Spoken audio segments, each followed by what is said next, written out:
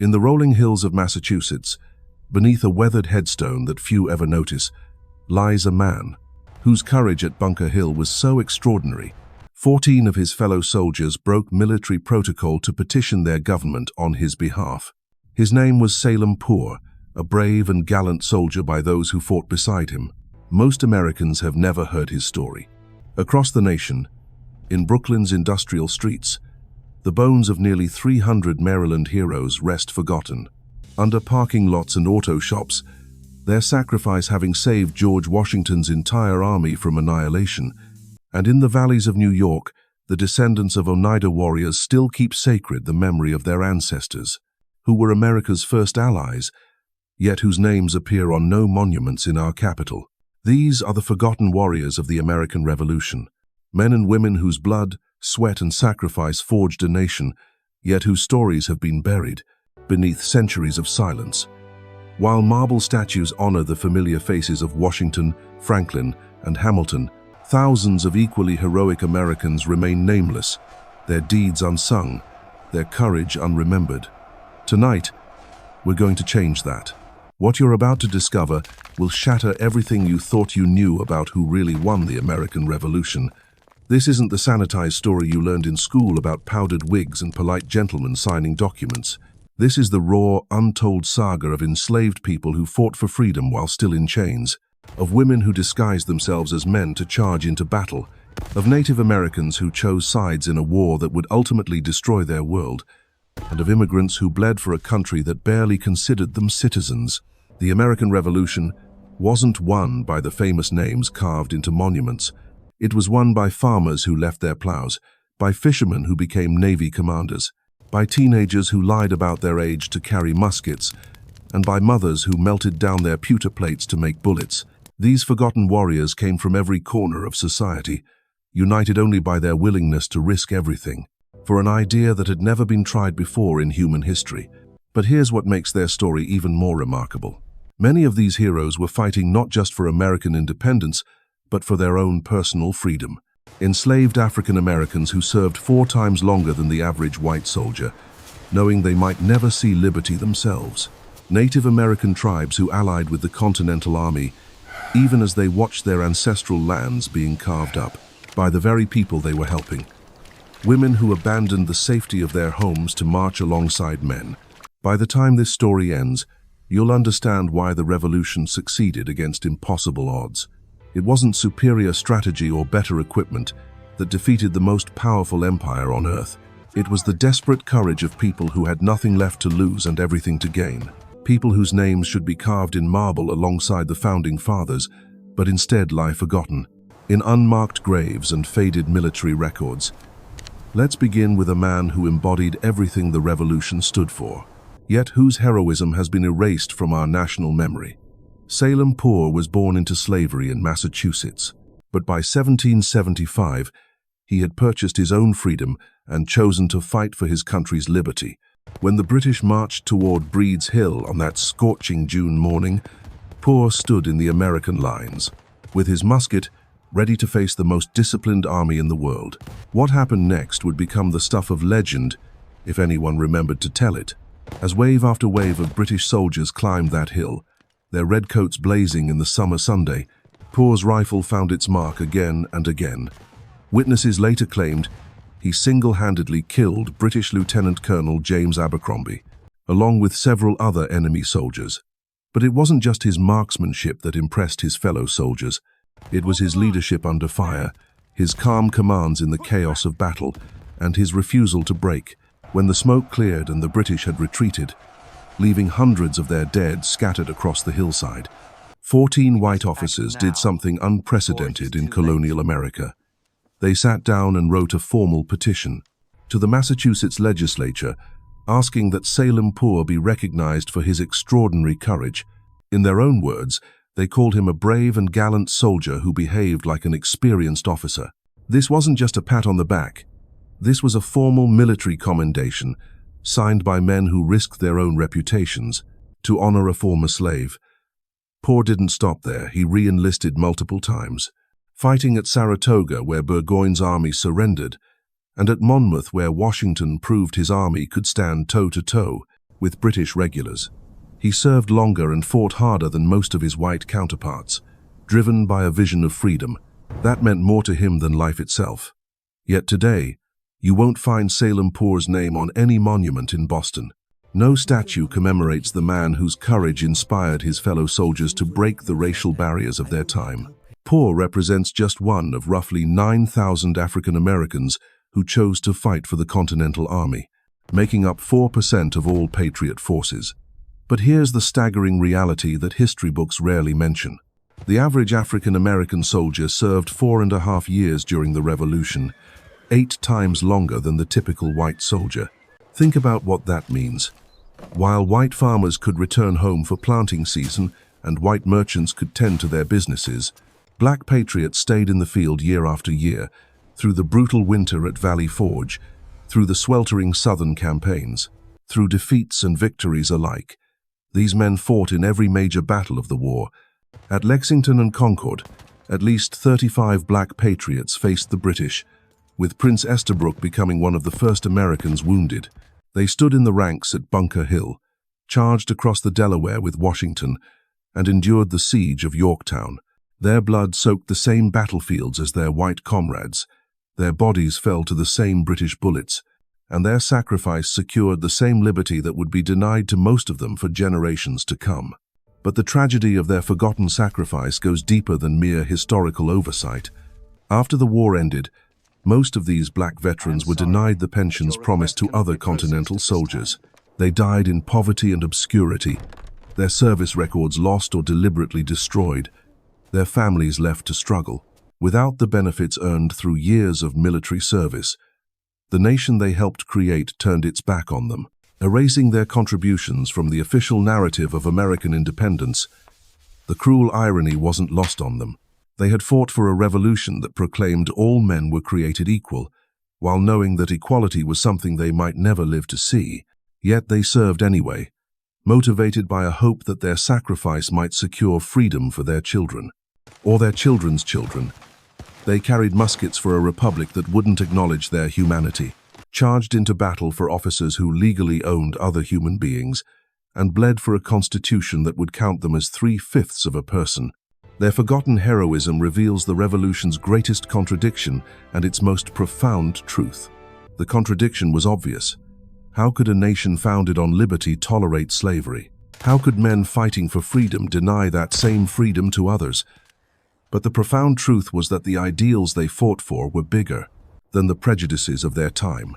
The words they died defending, that all men are created equal, would eventually be used to tear down the very system that enslaved them.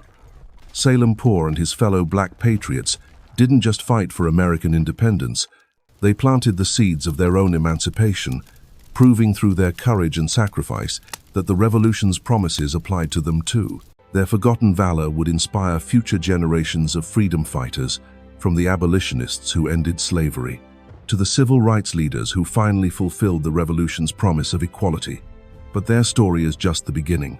Across the frozen waters of the Delaware River, another group of forgotten heroes was about to change the course of the war, with skills learned not on battlefields, but on the storm-tossed seas of New England. The wind howled across the frozen Delaware River on Christmas night, 1776. Ice chunks the size of carriages crashed against each other in the churning black water, while snow fell so thick that men couldn't see their hands in front of their faces. Any sane military commander would have called off the crossing. The river was a death trap, the weather was hellish, and the boats were completely inadequate for the task ahead. But George Washington wasn't dealing with ordinary circumstances, and he wasn't depending on ordinary men. Standing beside him on that treacherous riverbank was a weather-beaten sea captain from Massachusetts, whose calloused hands had guided fishing boats through storms that would have terrified admirals. John Glover looked at the ice-choked Delaware and saw not an impossible barrier, but just another day's work for a Marblehead fisherman. Behind him stood his regiment of sailors, men whose faces were carved by salt spray and whose muscles were hardened by hauling nets in North Atlantic gales. They were about to save the American Revolution, and most people today have never heard their names. Glover's story began in the fishing villages of Massachusetts, where survival depended on reading wind and weather. on knowing exactly how much weight a boat could carry, and on making life or death decisions in seconds. These weren't gentlemen soldiers trained in European military academies. These were working men, who understood that when the sea wanted to kill you, technique mattered more than courage, and experience trumped bravery every time. When the war began, Glover organized his fellow fishermen into a regiment unlike any other in the Continental Army. They marched in loose formation, spoke in sailors' slang that baffled their officers, and looked nothing like proper soldiers. Their uniforms were patched with canvas, their weapons were often their own fishing knives and maritime tools, and they moved with the rolling gait of men more comfortable on deck than on land. Other regiments mocked them as waterfront rabble. Washington saw them as the answer to his prayers. The first time Glover proved his worth was during the disaster at Brooklyn Heights. British forces had trapped Washington's entire army on Long Island, with their backs to the East River and nowhere to retreat. It was a death sentence. 20,000 Continental soldiers were about to be captured or killed, ending the revolution before it truly began. But on that foggy night in August, while British campfires twinkled just miles away, Glover's Marbleheaders began ferrying the entire American army across treacherous waters in complete silence. For 9 hours, they rowed back and forth through the darkness, loading boat after boat with soldiers, horses, cannons, and supplies. Not a single man was lost to the river, not one boat capsized, and not one British sentry heard them, coming or going. When dawn broke and the fog lifted, British commanders stared in amazement at empty American fortifications. An entire army had vanished like ghosts, spirited away by fishermen who turned an impossible retreat into a masterpiece of military logistics. But Brooklyn was just the beginning. When Washington needed to cross the ice-choked Delaware for his surprise attack on Trenton, every other regiment declared it impossible. The boats were too small, the ice too thick, the weather too savage. Glover studied the river for 10 minutes, spat into the churning water, and told Washington his men would get the army across. It would take all night, he warned, and they'd lose some boats to the ice, but it could be done. What followed was an epic of seamanship that saved American independence. While other soldiers huddled in their coats and wondered if they'd live to see morning, the Marbleheaders worked like demons in the howling wind. They poled their boats through ice floes that could crush a man's skull, navigated by instinct when snow made visibility impossible, and kept their vessels steady. While horses panicked and cannons shifted with each wave, Henry Knox's artillery pieces, each weighing thousands of pounds, had to be loaded with mathematical precision to prevent the boats from capsizing. Glover's men calculated weight distribution, like their lives depended on it, because they did. One miscalculation, one moment of carelessness, and Washington's army would be feeding the fish. At the bottom of the Delaware, hour after hour, boat after boat, they ferried 2,400 soldiers and 18 artillery pieces. Across that frozen hell, men's hands froze to their oars, ice formed in their beards, and their clothes turned rigid as armor. But they never stopped rowing. When officers complained about the cold, the Marbleheaders just laughed and told stories about winter fishing trips that made this crossing look like a pleasure cruise. By dawn, the impossible had been accomplished.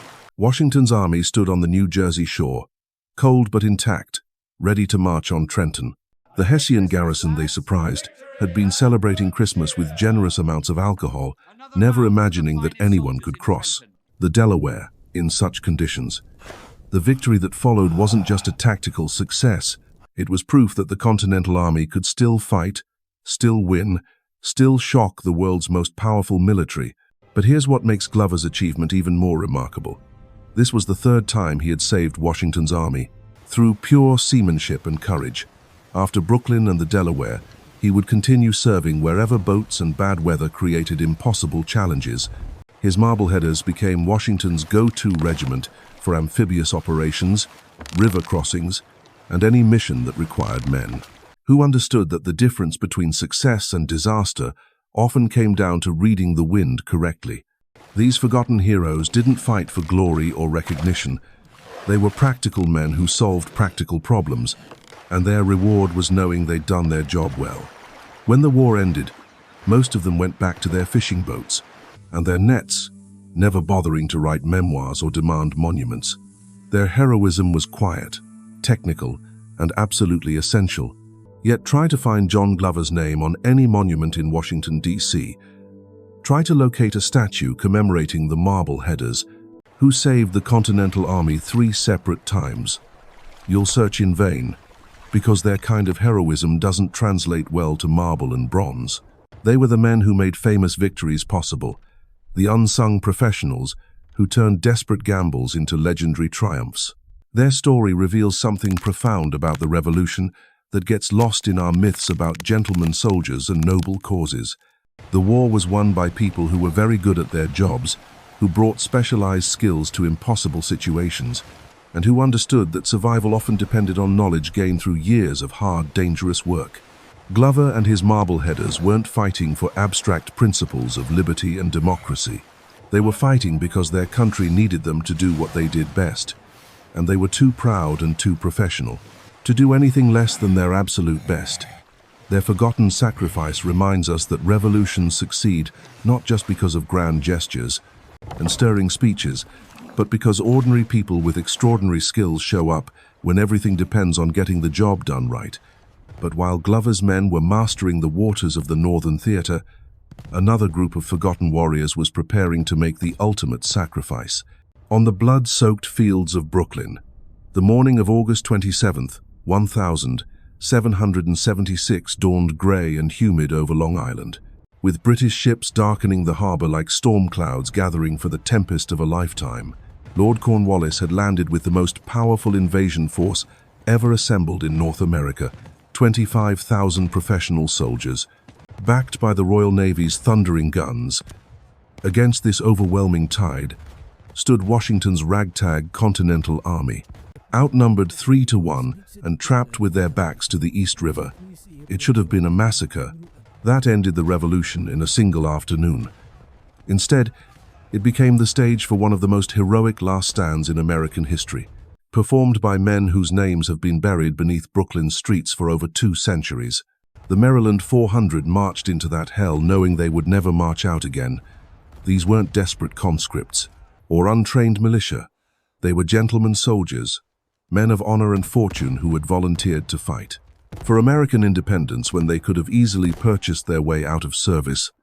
They came from Baltimore's finest families, owned prosperous businesses, and possessed everything the Revolution promised to protect. Yet when Washington needed someone to hold back the British tide, long enough for his army to escape, they stepped forward without hesitation.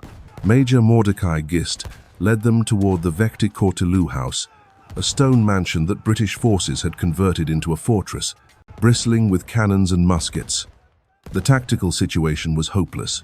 400 Americans were about to assault a fortified position, defended by over 2,000 British regulars, with no artillery support, no possibility of reinforcement, and no chance of survival.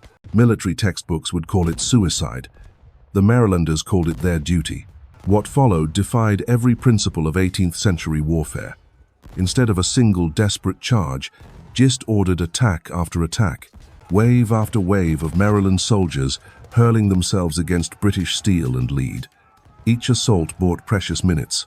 For Washington's main force to retreat toward the Brooklyn Heights fortifications, each charge cost dozens of American lives, but kept thousands more from being captured or killed in the chaos of a general rout.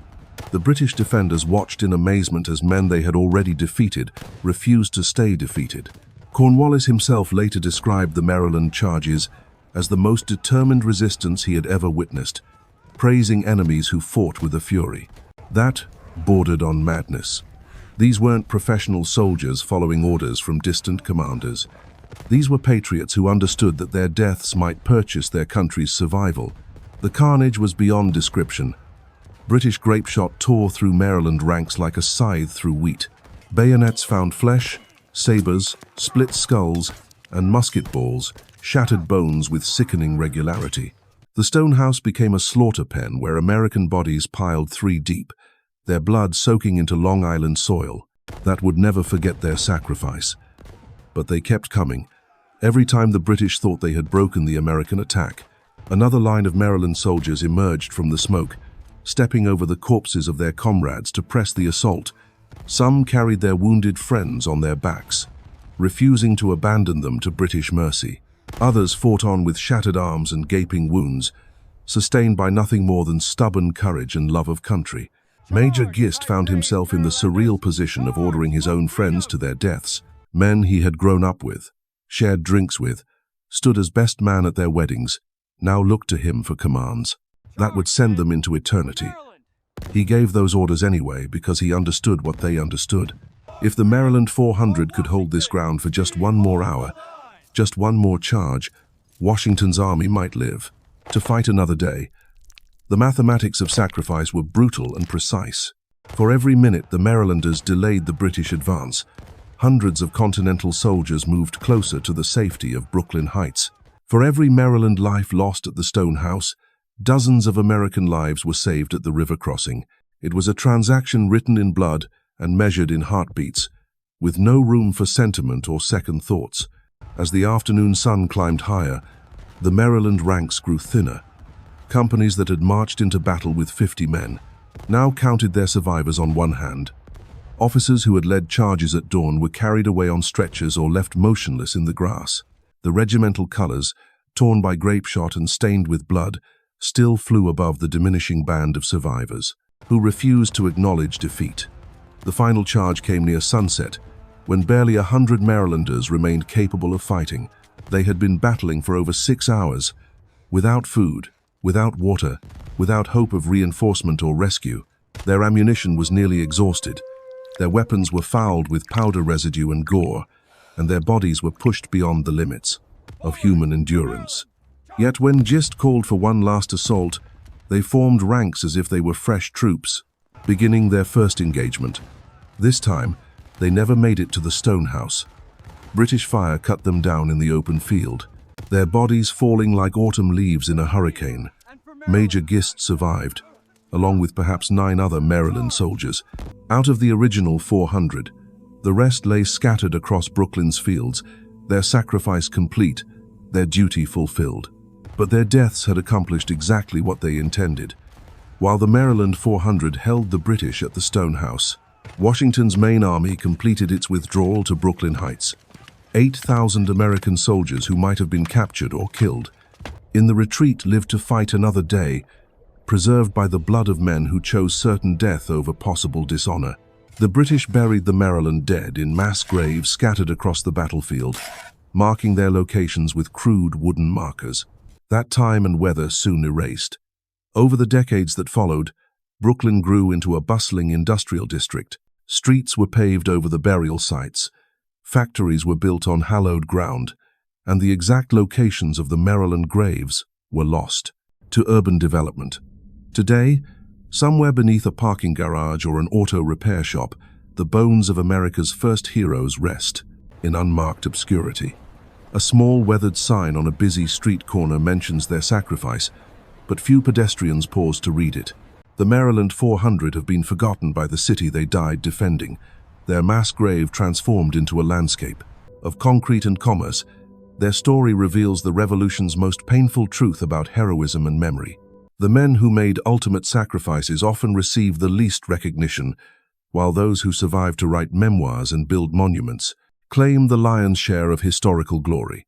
The Maryland 400 died too young to become famous, too completely to tell their own stories, too nobly to demand recognition they would never live to receive. Yet their forgotten valor echoes through every subsequent generation of American warriors.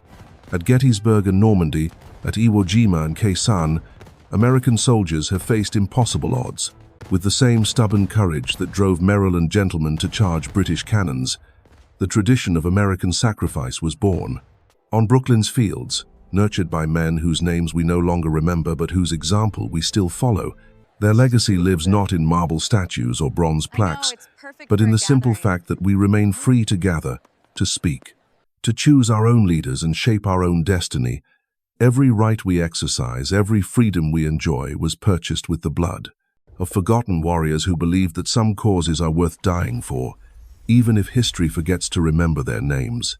But while the Maryland 400 were making their final stand in Brooklyn, Another group of forgotten allies was preparing to risk everything for American independence in the forests of New York, where brother would fight brother in some of the Revolution's most brutal battles.